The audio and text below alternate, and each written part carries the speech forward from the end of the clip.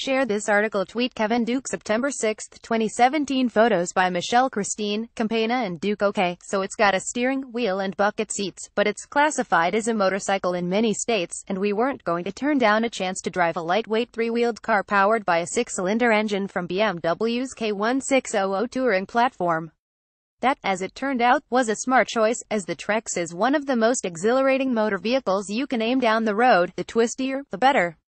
In fact, if anyone ever reviews one of these and doesn't take it on a really twisty road, their findings will be worthless to anyone with a sporting bone in their body. The visually arresting Trex isn't practical or cheap, but driving it is the most fun you can have on three tires while holding a steering wheel. Of course, like all great things, there's a price to pay for the privilege. The MSRP for the Trex 16S starts at $57,999, and it's a wild-looking vehicle. Autocycle is the latest descriptor and a term adopted by 40 states, says Polaris Slingshot Group, powered by BMW's wonderfully whooping inline six-cylinder motor, claiming 160 horsepower at its crankshaft from its 1,649 cc. We tested the 16SP version, which adds adjustable dampers with remote reservoirs, a shorter turn rack and pinion steering rack, uprated brakes and special wheels for an MSRP of $63,999. Those who saw my recent review of the latest top-line Slingshot SLR will notice it's half the price of the Trex. 2018 Polaris Slingshot SLR reviewed. Those who decry the Slingshot's PWC-like build quality and pedestrian powertrain, here's the retort, and its attendant surcharge. The back end of the Trex holds BMW's lusty and sonorific six-ending 160 horsepower to a 2,754,018 rear tire via BMW's six-speed sequential gearbox and a chain drive.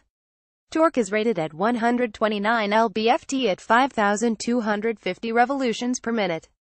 Dual mufflers are direct from the K1600 to keep it up legal.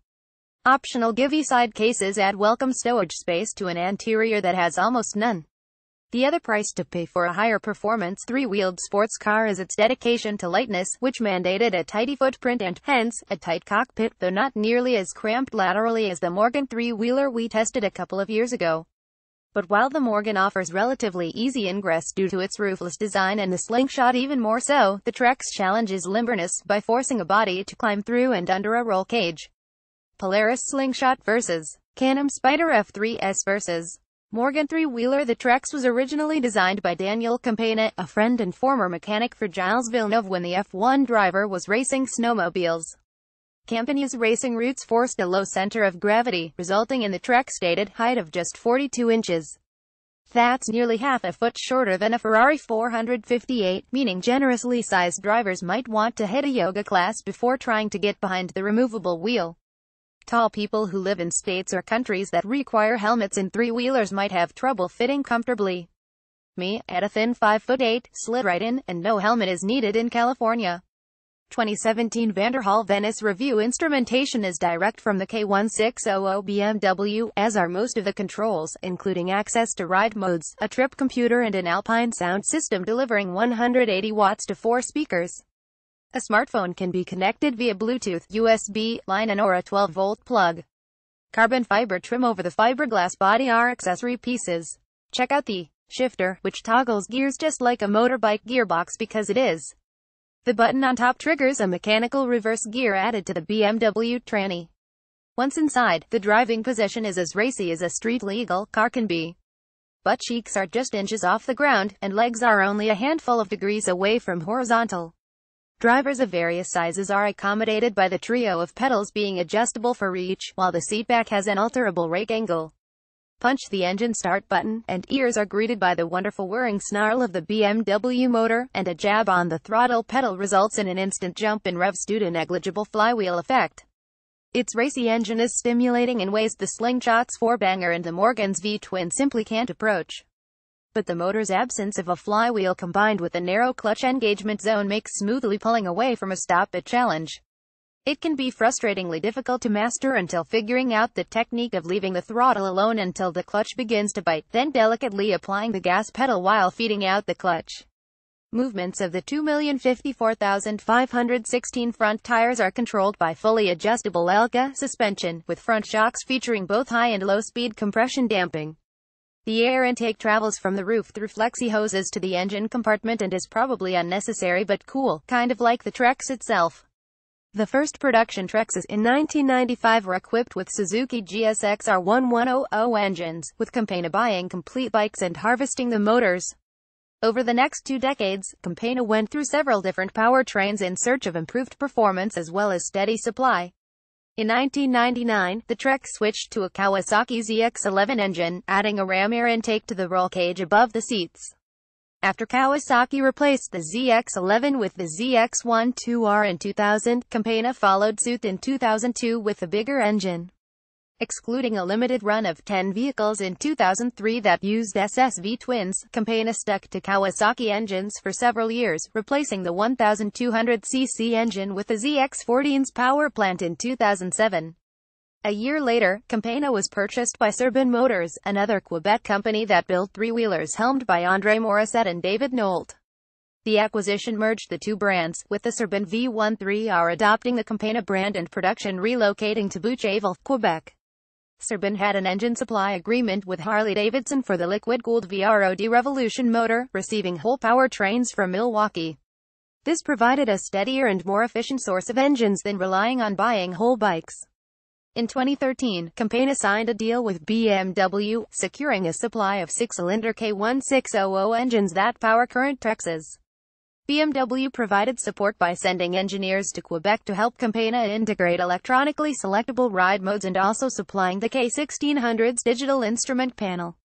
The engine supply agreement runs through 2018 with an option to renew every 5 years.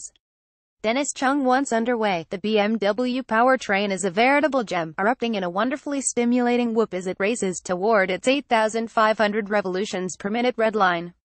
With only about 1,200 pounds for 160 horsepower to carry around, the Trex is a seriously fast machine. Campagna says it can scream through the quarter mile in 12.6 seconds, and it feels that quick from the behind the wheel. The slingshot is a full second slower, which is the difference between merely quick and seriously quick. The BMW 6 is a sonic delight, but the gear whine and other unfiltered noises that make their way to ears is at times oppressive and makes one wish for a helmet and/or earplugs. Gear shifts are snapped off quickly, but the tranny would be even more pleasing if it incorporated clutchless upshifts and auto-blipping downshifts as is available on the latest K1600s. Finding neutral at a stop is sometimes challenging. Wilwood 4-piston calipers and braided steel lines provide bite commensurate with the speed capabilities of the Trex 16 SP. Cup holders. We don't need no stinkin' cup holders. The ultra-distinctive Trex delivers Major League excitement when aimed at a twisty set of corners, at least for a vehicle that leans the wrong way into them, not that it leans hardly at all. It's inches shorter than a Mini but inches wider than a Corvette.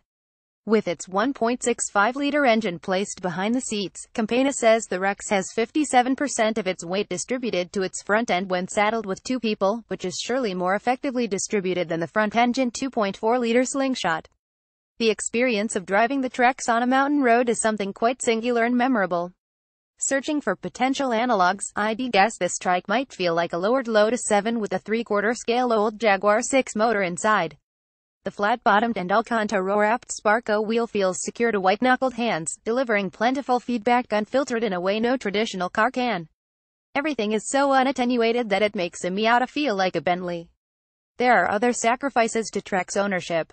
Protection from the elements is decidedly minimal. Bring eyewear. Minimal ground clearance makes every curb and speed bump an obstacle to carefully overcome, and rain grooves on California freeways cause some front-end hunting. Quibbles include the stereo's left side tweeter that interferes with the driver's leg, and the upper section of the seats don't provide as much lateral support as the car can deliver. Oh, and it's a fairly major sin for such a sporty car to not be equipped with a dead pedal for the driver's left foot.